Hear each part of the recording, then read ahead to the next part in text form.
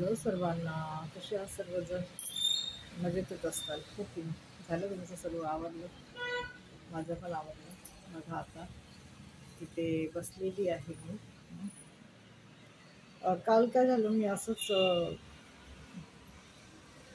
मोबाईलमध्ये बातम्या पाहत होते, तर एक अशीच माझ्या समोरून बातमी गेली की फेसबुकवर मैत्री झाली आणि अवघी 4-5 दिवसाचीच मैत्री होती. किती 4-5 दिवस. एक स्त्री होती, म्हणजे एक बाई होती, लग्न झालेली, 16 वर्षाचा संसार होता. 40 वर्षाची बाई होती, 9वीत एक मुलगा होता, एक 5वीत होता. नवरा रिक्षा चालवत होता आणि ती कपड्याच्या दुकानात कामाला होती. एका 23-24 वर्षाच्या मुलाची आणि तिची फेसबुकवरून ओळख झाल्याच्या नंतर दोघांचे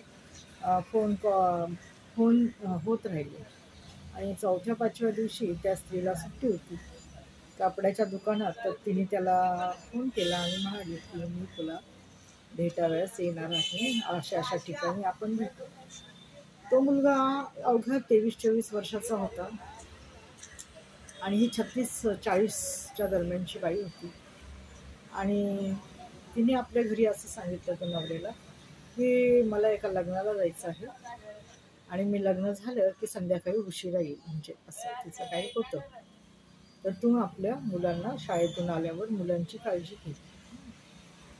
तर असं ठरल्याप्रमाणे, आणि नवऱ्याचा पण विश्वास होता. 16-17 वर्ष झाली ती लग्नाला, दोघांचा एकमेकावर विश्वास होता. आणि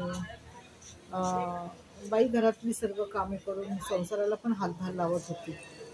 परंतु फेसबुकवरची 4 दिवसाची मैत्री तिला फार महत्त्वाची वाटली आणि ती त्या मुलाला भेटायला गेली. त्या मुलाकडे काहीच नव्हतं, म्हणजे काय कमवत पण नव्हता हो तो मुलगा. अक्षरशः त्यांनी कोणाची तरी एखादी कार मागून घेतली आणि तो तिला घेऊन त्या कारमध्ये फिरायला गेल्याच्या नंतर खूप, म्हणजे दिवसभर ते फिरले वगैरे, खाल्लं पिल्लं, हॉटेलमध्ये त्यांनी खर्च केला. त्या बाईकडेच पैसे होते, त्या स्त्रीनेच खर्च वगैरे केला.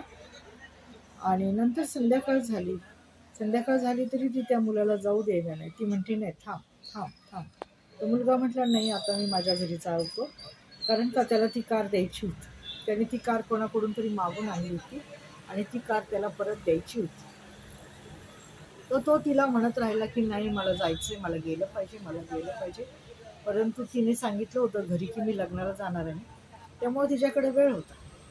असं होतं. आणि तिने भरपूर दागिने वगैरे घालून आली होती, सोनं नाणं घालून आली होती, पैसे पण घेऊन आली होती. त्या मुलाला फार राग आला, कारण का समोरच्याला त्याने वचन देऊन आला होता की मी संध्याकाळी तुला गाडी परत करतो. आता अशी भानगड होती की कोणालाच माहिती. ते तिकडे, ती म्हणाली चल आपण तिकडे जाऊ, एकांतात जाऊ असं म्हणून तिने एका शेतामध्ये त्याला घेऊन गेली. तिथं दोघांचे पुन्हा वादावादी झाली आणि त्याने तिला असं ढकलल्याच्या नंतर ती पडल्याच्या नंतर ती बेशुद्ध झाली. हे पाहून तो मुलगा फार घाबरल्याच्या नंतर त्याने काय केलं, ती बेशुद्ध पडलेली आहे पाहून तिच्या डोक्यात एक दगड घातला आणि तिचे सगळं दागिने वगैरे काढून तो मुलगा परत आपल्या घराकडे निघाला. त्याने काहीतरी अशी तिथे झाडाच्या फांद्या वगैरे टाकल्या तिच्या अंगावर आणि तो निघाला.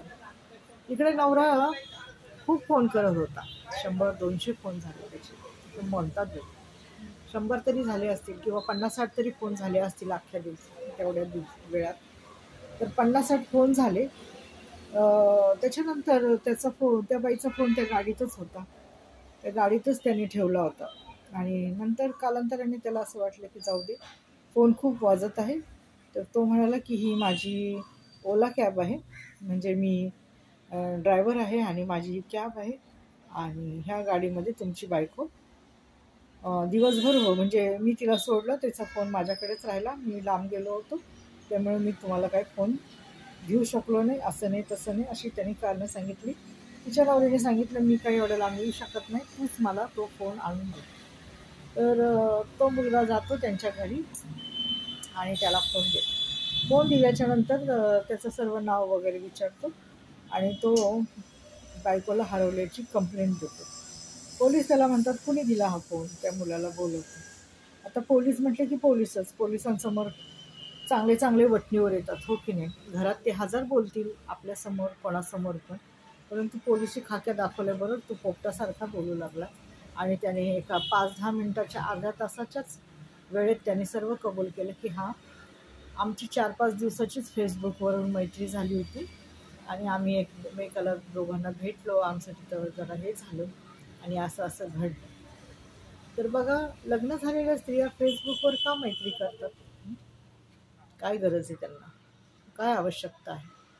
आणि 2 मुलं, नवरा असताना देखील, 16-17 वर्षाचा संसार असताना देखील 23-24 वर्षाचा ज्या मुलाला काहीच अनुभव नाही, अशी बसलेली फार टपोरी पोरं असतात की ते फेसबुकला आपली फ्रेंड रिक्वेस्ट पाठवत असतात. मग ती आपण स्वीकारायची का हो? तर नाही स्वीकारायची. का स्वीकारायची? तो आपल्या ओळखीचा आहे, आपल्या माहितीतला आहे, आपल्या नात्यातला आहे. पण विश्वास, कोणावर विश्वास ठेवायचा आणि कोणावर नाही, या 2च गोष्टी आजकाल मुलींना आणि मुलांना कळत नाही. ते कोणावर पण विश्वास ठेवतात, कुठल्या पण व्यक्तीवर विश्वास ठेवतात आणि त्यांना आपलं मानायला लागतात.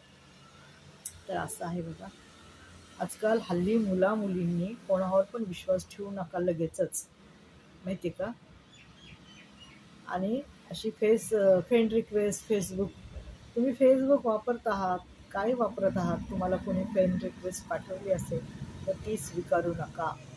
कोण कुठं बसलेला मुलगा आपल्याला फ्रेंड रिक्वेस्ट पाठवतो आणि आपण लगेच स्वीकारायची, आपला सोन्याचा संसार मोडून टाकायचा?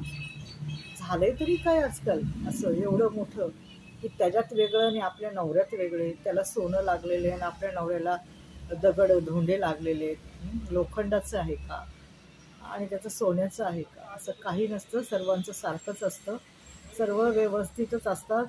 फक्त आपण चुकतो, आपलं पाऊल चुकतं म्हणून समोरची पण चुकतात आणि समोरचे आपल्याशी संबंध तोडतात. तर असं आहे बघा, संसार करताना जर व्यवस्थित केला ना तर व्यवस्थितच होतं आणि जर कुठं चूक झाली तर ती आपली चूक मान्य करून पुढं जायचं असतं, एवढं मात्र नक्की. आणि लग्न झालेल्या बायका तर फापडल्याच जातात, त्यांना काय झाले काय माहिती. हां, मोबाईल हातात आला, दिवसभर कोणी नसतं घरात, याला फ्रेंड रिक्वेस्ट पाठव, त्याला फ्रेंड रिक्वेस्ट. काय गरज आहे? तुम्ही तुमचा संसार करा ना. हां, बरं बाई, आमच्या टायमाला असं नव्हतं, आमच्या वेळेला असं नव्हतं, नाही तर आम्ही फापडून गेलो असतो, हो की नाही? धन्यवाद.